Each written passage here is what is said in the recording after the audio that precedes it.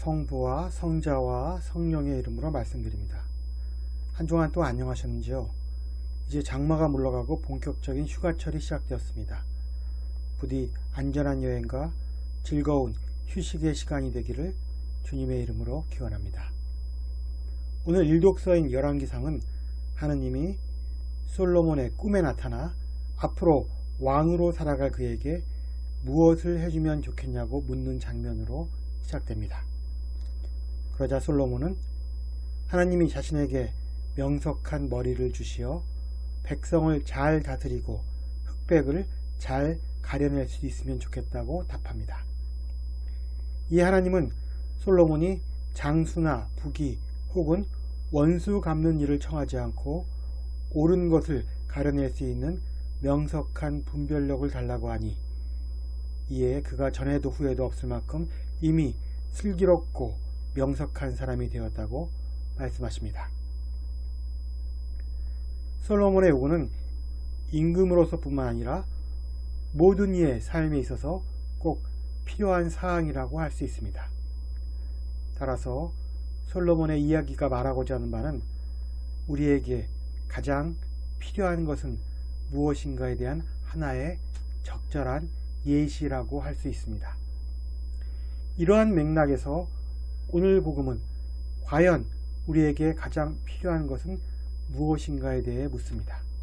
복음은 그것이 바로 하늘나라이고 그렇다면 하늘나라는 어떠한가에 대해 말하고 있는 것입니다.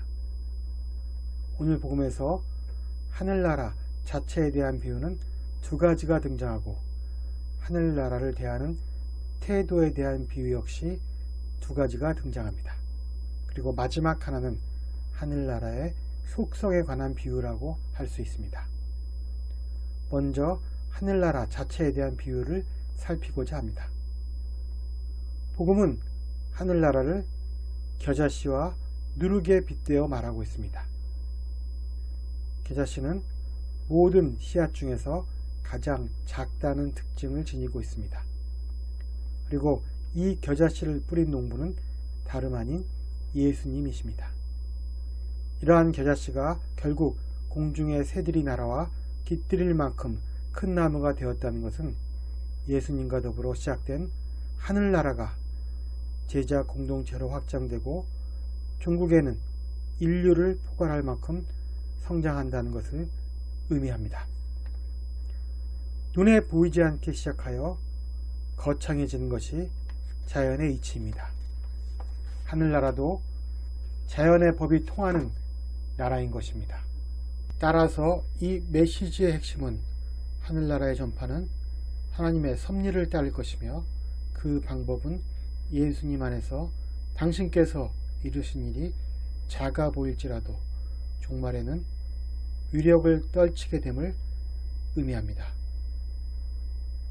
누룩을 밀가루 섬 아래 집어넣으니 온통 부풀어 올랐다는 비유는 작은 양의 누룩으로도 거의 100명이 넘게 먹을 수 있는 빵을 만들 수 있다는 의미입니다. 이것은 역사 속에서 증명이 됐듯이 하늘나라의 운동 방향이 안에서 밖으로, 속에서 겉으로 팽창해감을 의미합니다. 이제 하늘나라를 대하는 태도에 대한 비유 두 가지를 알아보고자 합니다. 하늘나라는 밭에 묻혀있는 보물이요 어떤 장사꾼이 찾아다니는 좋은 진주입니다.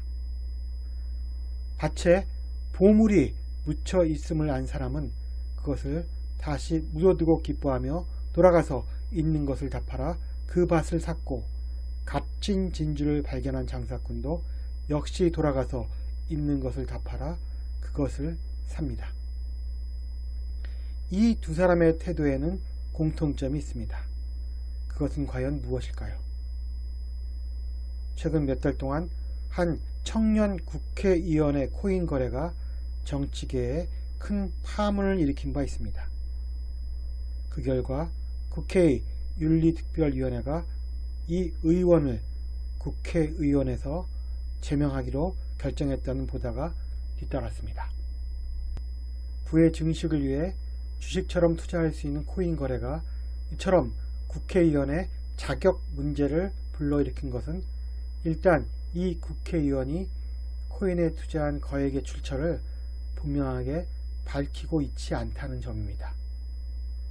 더불어 이 국회의원이 속한 상임위원회와 본회의 시간, 즉 근무 시간에 무려 200회 이상의 거래를 시도했으며 그 금액도 99억에 달했기에 제명을 결정할 수밖에 없다는 것이었습니다. 물론 실제로 제명이 이루어지기 위해서는 제적의원 3분의 2, 즉 200명 정도가 찬성해야 하는데 그것이 정말 이루어질 수 있을까에 대해서는 의문입니다. 분명하게 말할 수 있는 사실은 아마도 이 국회의원이 코인 거래를 하는 동안은 기쁨과 쾌감, 희열을 전달하는 호르몬인 도파민이 솟구쳤을 것입니다. 오죽했으면 화장실에 숨어서도 거래를 했다고 합니다. 그리고 거래를 통해 수익을 내는 기쁨과 더불어 한 가지 더 필요한 것은 국회의원이라는 자신의 본분을 잊고 근무 시간 중에라도 거래를 성사시키고자 했던 빗나간 용기입니다. 이것은 마약도 마찬가지일 것입니다. 마약이 주는 기쁨에 도취되어 법망을 어길 수 있는 용기가 생겨납니다. 그것이 반복되면 상습범이 됩니다.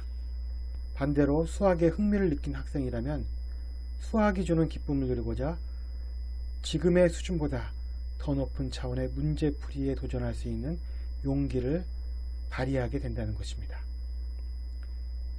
이러한 기쁨과 용기는 그 일이 사회적으로 바람직한 일이든 아니면 반사회적인 행위든 범상치 않은 일을 이루기 위해 필요한 요소입니다.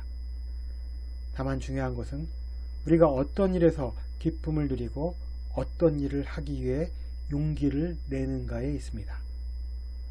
오늘 복음에서는 우리를 진정으로 기쁘게 하며 또 그 진정한 기쁨을 위해 우리의 용기가 쓰일 곳은 바로 하늘나라를 얻는 데 있다고 말하고 있습니다.